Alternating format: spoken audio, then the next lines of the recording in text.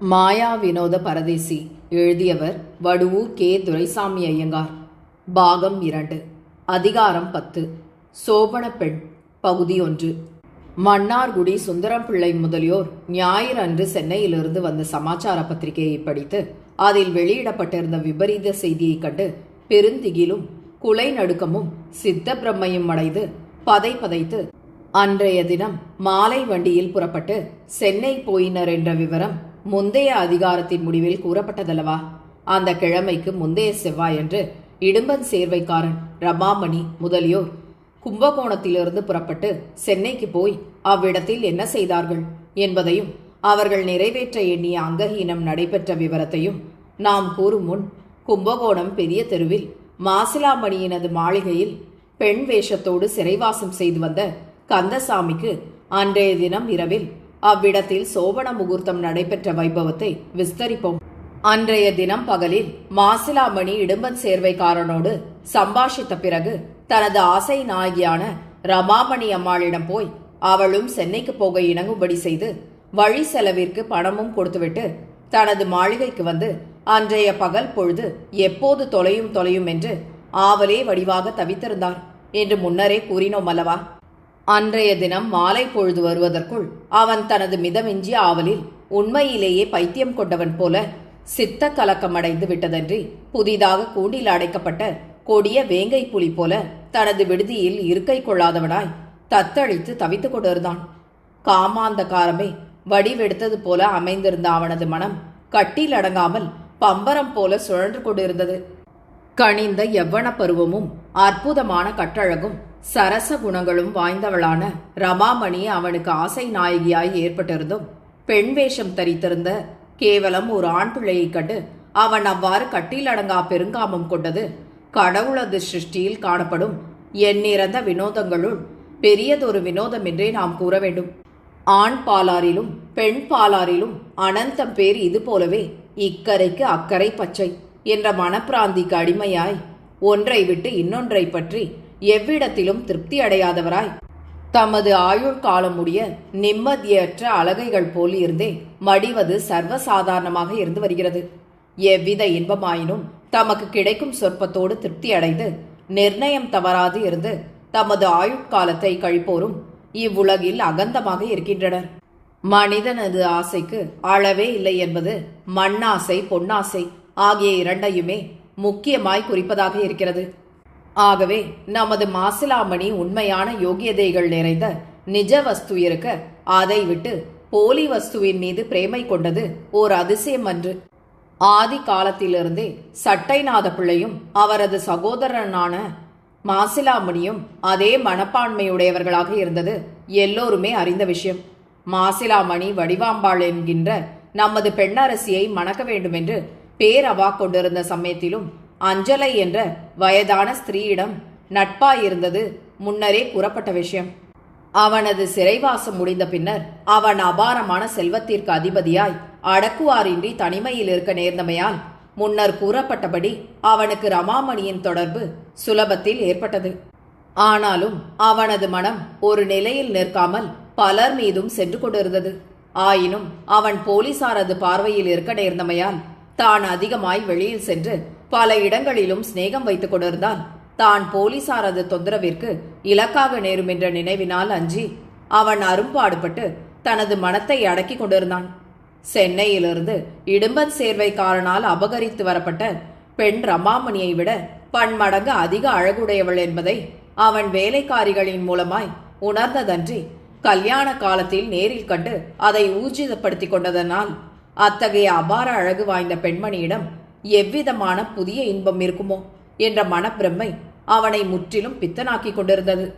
அதுவும் அன்றி தங்களது ஜென்ம விரோதியான பட்டாபிராம பிள்ளையின் விஷயத்தில் தான் பழிக்கு பழி வாங்க அதுவே நல்ல காரியம் என்று அவன் நினைத்தானாகையால் அந்த இன்பகரமான எண்ணம் அந்த பெண்ணினிடம் அவன் அடைந்த எதிர்பாராத சுகத்தை பன்மடங்கு பெருக்கி காட்டியது.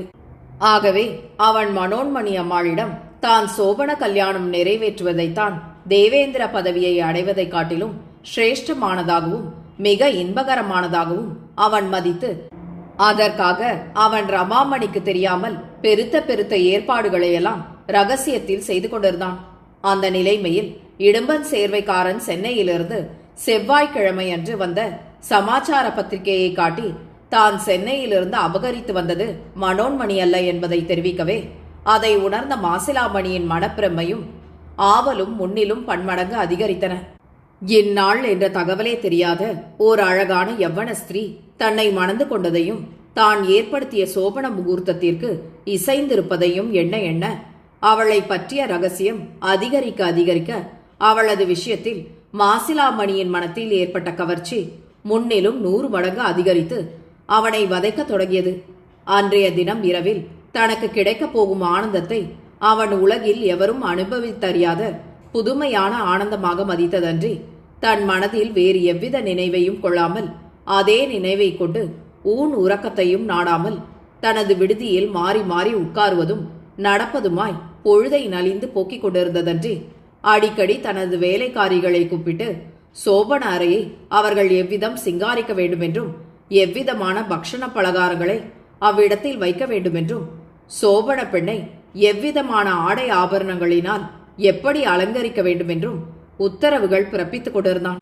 அவன் தனக்கு சொந்த மனைவி வாய்க்கும் காலத்தில் அவளும் தானும் சயனித்திருப்பதற்காக வேண்டுமென்று பிரத்யேகமாக ஒரு சயன மாளிகை அமைத்து அதை அவன் உபயோகப்படுத்தாமல் மூடியே வைத்திருந்தான்.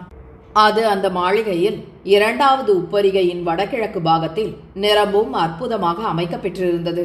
அந்த சயன கிரகம் விசாலமான ஒரு கூடத்தளவு கட்டப்பட்டிருந்தது. அதன் தரையும் சுவர்களும் செங்கல், சுண்ணாம்பு முதலியவற்றால் ஆக்கப்படாமல் பீங்கான் போன்ற வழுவழுப்பான வெள்ளை சலவை கல்லின் சிறிய சிறிய சதுர துண்டுகள் பதிப்பிக்க பெற்று முகத்தை காட்டும் கண்ணாடி போல அமைந்திருந்தன. மாசிலாமணி ரோஜா புஷ்பங்கள், ஜாதி மல்லிகை புஷ்பங்கள், தாமரை புஷ்பங்கள் முதலியவைகளை தருவித்து அவற்றின் காம்புகள், நரம்புகள் முதலியவைகளை போக்கி மிருதுவான இதழ்களை மாத்திரம் பிரித்தெடுத்து மெத்தையின் மீது கூடை கூடையாக கொட்டி பரப்பிவிட செய்திருந்தான். அவற்றின் இனிய நறுமணமும் அத்தர், பன்னீர் முதலியவற்றின் சுகந்தமும் ஒன்று கூடி மனிதரது மனத்தை பரவசப்படுத்தி ஆனந்த சாகரத்தில் ஆழ்த்துவனவாய் நிறைந்து ஜன்னல் திறப்பின் வழியாக வெளியில் சென்று பல தெருக்கள் வரையில் கமகம என்று வீசின. மஞ்சத்தின் பக்கத்தில் ஒரு விசாலமான சலவைக்கல் மேஜையின் மீது மாதுரியமான சுவை ததும்பிய பக்ஷண பலகாரங்களும் மிட்டாய் தினுசுகள், குழம்பு பால், காப்பி, தண்ணீர் முதலியவை வெள்ளி பாத்திரங்களில் வரிசை வரிசையாக வைக்கப்பட்டிருந்தன. அதற்கு பக்கத்தில் காணப்பட்ட இன்னொரு மேஜையின் மீது புதுமை புதுமையான கனிவர்க்கங்கள் கமகமவென்ற மனத்தோடு ஏராளமாக குவிந்து கிடந்தன.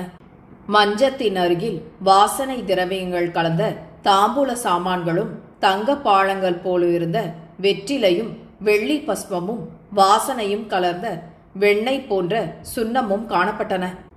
இன்னும் வர்ணிப்பில் அடங்காத இவை போன்ற ஏராளமான வஸ்துக்களும் முஸ்தீப்புகளும் அந்த மாளிகையில் மாலை 6 மணிக்கே நிறைந்து போகும்படி நமது மாசிலாமணி தனது பணிமக்களை ஏவி செய்ததன்றி தானும் அன்றைய தினம் மாலையில் சுத்தமாக சவரம் செய்து கொண்டு வாசனை கலந்த பன்னீரில் வெகு நேரம் வரையில் ஊறியிருந்து நீராடி பட்டு வஸ்திரம் உடுத்தி கேசத்திற்கு வாசனை தைலம் ஊட்டி அழகாய் வாரிவிட்டு புருவத்தில் ஜவ்வாதணிந்து கண் இமைகளில் மைத்தீட்டி நெற்றியில் அம்பர் கலந்து கஸ்தூரி திலகம் வைத்து காதில் வைரக்கடுக்கண்கள், 10 விரல்களிலும் வைர மோதிரங்கள், கழுத்தில் வைரஹாரங்கள், கையில் நவரத்தினம் இழைத்த காப்பு கொலுசுகள் முதலிய ஆபரணங்களை நிறைத்து கொண்டு ராஜ்ய பட்டாபிஷேகத்திற்கு ஆயத்தமாகும் யுவராஜன் போல தேஜோமயமாக விளங்கினான்.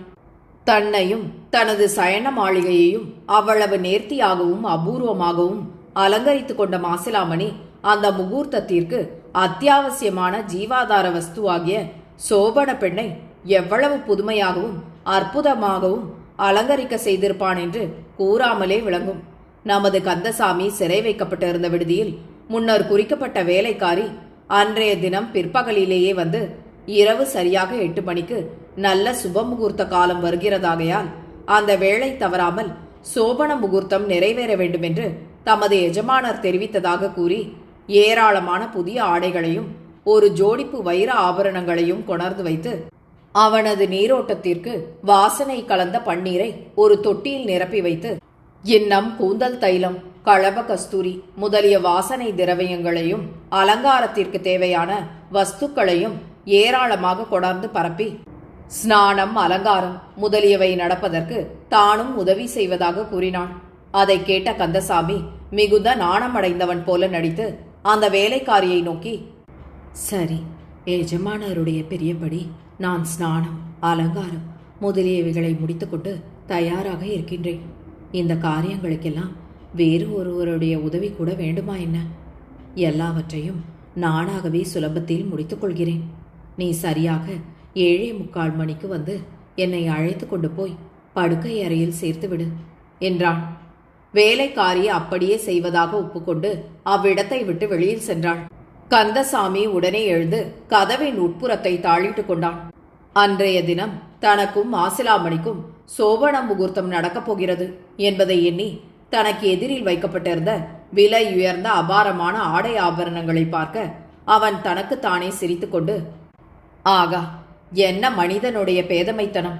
கொஞ்ச நேரத்திற்கு முன் வேலைக்காரி வந்து படுக்கை அறையின் வைபவத்தையும் மாசிலாமணியின் அலங்கார சிறப்பையும் வர்ணித்ததை பார்த்தால் பரமசிவன் தன்னுடைய கல்யாண காலத்தில் அழைத்து கொண்டு போன குண்டோதரனைப் போல இவன் இந்த உலகத்தில் உள்ள சிற்றின்ப சுகங்களையெல்லாம் ஒரே இரவில் மலை மலையாக அள்ளி விழுங்கி விடுவான் போலல்லவா இருக்கிறது. இவனுடைய ஆசை இருப்பதை பார்த்தால் இவன் என்னை கூட எடுத்து அப்படியே சாப்பிட்டு விடுவான் போல தோன்றுகிறதே. என்ன பைத்தியம் இது! என்ன மனப்பிராந்தி! நிஜமான ஒரு ஸ்திரீ இவனுடைய சயன அறையில் வந்து இவனுக்கு மனைவியாக இருந்தால் கூட இவனுக்கு மன திருப்தியும் உண்மையான ஆனந்தமும் உண்டாகப் போகிறதில்லையே. இவனைப் போலவே இருக்கும் ஆண் பிள்ளையாகிய என்னை இவன் பெண் பிள்ளை என்று மதித்து மனக்கோட்டை கட்டி என்னிடம் சுகம் அனுபவிக்க ஆவல் கொண்டு துடித்துடிக்கிறானே. என்ன இவனுடைய துரதிருஷ்டம்! பணத்தை லட்சக்கணக்கில் வாரி இறைத்து மகா பிரமாதமான இத்தனை ஏற்பாடுகளையும் செய்துள்ள இவன் கடைசியில் ஏமாறப் போகிறானே. அப்போது இவனுடைய மனம் எப்படிப்பட்ட சங்கடம் அடையுமோ தெரியவில்லையே. பேராசை பெருநஷ்டம் என்று அபாரமான ஆசை கொண்டு ஆகாயத்தில் பறக்கிறவர்களுடைய கதியெல்லாம் இப்படித்தான் தாங்க முடியாத பரம வேதனையில் போய் முடியும். இருக்கட்டும், நான் இவனுடைய பிரியப்படியே அலங்காரம் செய்து கொண்டு படுக்கை அறைக்கு போய் சேர்கிறேன். என்னிடம் வந்து இவன் என்ன செய்கிறான் என்றுதான் பார்க்கிறேன் என்று தீர்மானித்து கொண்டவனாய் மாலை வரையில் கட்டிலில் சாய்ந்து ஓய்வடைந்து இருந்துவிட்டு எழுந்து தனது உடைகளை எல்லாம் விலக்கிவிட்டு வேலைக்காரியால் நிரப்பப்பட்டிருந்த பன்னீர் நிறைந்த தொட்டியில் இறங்கி நீராடி உடம்பை துடைத்து கொண்டு மாசிலாமணியால் அனுப்பப்பட்டிருந்த ஆடை ஆபரணங்களையெல்லாம் எடுத்து அணிந்து கொள்ளத் தொடங்கினான். நமது கந்தசாமி சுத்த வீரத்தன்மை பூர்த்தியாக நிறைந்த ஆண் பிள்ளையாக பிறந்திருந்தும் அவனது தேக வனப்பை போலவும் முகத்தின் வசீகர தன்மையைப் போலவும் மகா அற்புதமான அழகு வாய்ந்த ஒரு யவ்வன ஸ்திரீக்கு கூட அமைவது அரிதென்ற விஷயம் முன்னரே கூறப்பட்டதல்லவா. அதனாலேயே அவன் படித்த கலாசாலையில் நாடகம் நடிக்கப்பட்ட காலங்களிலெல்லாம் எந்த நாடகத்திலும் கதாநாயகி வேஷத்திற்கு அவனே பொறுக்கி எடுக்கப்பட்டதன்றி அழகிலும் நடிப்பிலும் தனக்கு எவருமே நிகரில்லை என்ற அபாரமான கீர்த்தியையும் அவன் அடைந்திருந்தான். ஆனால் தனது மனைவிக்கு காட்டுவதற்காக தான் மோகன அவதாரம் எடுப்பது துன்பத்தில்தான் முடியும் என்று கந்தசாமி எண்ணிக்கொண்டான். அவ்விதமான மனநிலைமையில் அவன் இருக்க மணி 7:30 ஆயிற்று. சோபன அறைக்கு அவனை அழைத்து போவதற்காக வேலைக்காரி வந்து சேர்ந்தாள். அவன் நாடகங்களில் கதாநாயகி வேஷம் தரித்து நடித்த காலங்களில் அவனை பார்த்த மனிதர்கள் எல்லோரும் அவன் தத்ரூபம் பெண் போலவே இருக்கிறான் என்றும் அவன் ஆண் என்று எவராலும் கண்டுபிடிக்க இயலாதென்றும் அடிக்கடி கூறி அவனை அபாரமாக புகழ்ந்ததை கேட்டு இருந்தானாதலால் அந்த வேலைக்காரியாவது மாசிலாமணியாவது மற்ற எவராவது தனது சூதை கண்டுகொள்வார்களோ என்ற அச்சமே அவனது மனத்தில் சிறிதும் உண்டாகவில்லை. ஆதலால் அவன் அற்பமும் விகாரப்படாத முகத்தோற்றத்தோடு ஒரு ஸ்திரீ எப்படி இயற்கையான நாணம், மடம், அச்சம், பயிர்ப்புடன் நடந்து கொள்வாளோ அவ்வாறே அவன் நடந்து கொண்டான். வேலைக்காரி அவனை நோக்கி, அம்மா, மணி 7:30 ஆகிறது. நீங்கள் எழுந்து வந்து சாப்பாட்டை முடித்துக் கொள்ளுங்கள். அதற்குள் 7:45 ஆகிவிடும். உடனே நாம் புறப்பட்டு போகலாம் என்றான். உடனே கந்தசாமி, எனக்கு இன்றைய தினம் பசியே உண்டாகவில்லை. மத்தியானம் சாப்பிட்டது வயிற்றில் அப்படியே இருக்கிறது. ஆகையால் இப்போது எனக்கு ஆகாரமே தேவையில்லை என்று தனது குரலை பெண்ணின் குரல் போல மாற்றிக்கொண்டு பேசினான். உடனே வேலைக்காரி, சரி, படுக்கையறையில் வைத்திருக்கும் பக்ஷணங்களையெல்லாம் கொஞ்சம் கொஞ்சம் சாப்பிடுவதற்கு வயிறு வேண்டுமல்லவா? நீங்கள் இப்போது வேறு எதையும் சாப்பிடாமல் இருப்பதே நல்லது என்றான். கந்தசாமி புன்னகை செய்து நாணி குனிந்த வண்ணம், சரி, நான் சாப்பிடுவது இருக்கட்டும். நீ அந்த அறையின் அழகை வர்ணித்ததை கேட்டது முதல் அதற்குள்ளிருக்கும் வேடிக்கைகளையெல்லாம் பார்க்க வேண்டும் என்ற ஆசை என்னை தூண்டுகிறது. நாம் 7:45 மணிக்கு அங்கே போனால் கொஞ்ச நேரத்திற்கெல்லாம் எஜமானர் வந்து விடுவார். அதற்கு பிறகு நான் அங்கே இருக்கும் வேடிக்கைகளை பார்த்து கொண்டிருக்க எனக்கு அவகாசம் கிடைக்காது. ஆகையால் நாம் இப்போதே அங்கே போய்விட்டால் அவர் வருவதற்குள் எல்லாவற்றையும் சுற்றி பார்த்து விடலாம் என்றாள். அதை கேட்ட வேலைக்காரி சந்தோஷமான முகத்தோற்றத்தோடு பேசத் தொடங்கி, சரி, போவோம் வாருங்கள், அதுவும் நல்ல யோசனைதான் என்று மறுமொழி கூறினான். உடனே கந்தசாமி கட்டிலை விட்டு கீழே இறங்கி தத்ரூபம் பெண்ணைப் போல அன்ன நடையும் அழகு நடையுமாக நடக்கத் தொடங்கினான். அவனது கால்களிலிருந்த பாதசரம் கலீர் கலீர் என்ற இன்னொலி எழுப்பி சங்கீதம் பாடத் தொடங்கியது. மெட்டிகள் டக் டிக் என்று தாளம் போட ஆரம்பித்தன. சுருண்டு சுருண்டு தொங்கிய வழுவழுப்பான புதிய வெல்வெட் பாவாடை தேர் போல அசைந்தாட, அதன் மேல் தாவணி உராய்ந்து சரசரவென்று ஓசை செய்ய, தோகை விரித்தாடும் சோலை மயில் போல நமது போலி மணப்பெண் நாணி குடிந்து நடக்க, வேலைக்காரி அவளை நடத்தி அழைத்து கொண்டு போய் 2-3 விடுதிகளுக்கு அப்பால் இருந்த சோபன அறையை அடைந்து தாளை நீக்கி கதவை திறந்து அதற்குள் கந்தசாமியை அனுப்பிவிட்டு தான் போவதாக கூறிவிட்டு மறுபடியும் கதவை மூடிக்கொண்டு போய்விட்டாள். ஒரே ஜோதிமயமாகவும் வினோத களஞ்சியமாகவும் காணப்பட்ட சோபன அறைக்குள் நுழைந்த கந்தசாமி நாற்புறங்களிலும் திரும்பி திரும்பி பார்த்து பிரமித்து சிறிது நேரம் அப்படியே ஸ்தம்பித்து நின்றுவிட்டான்.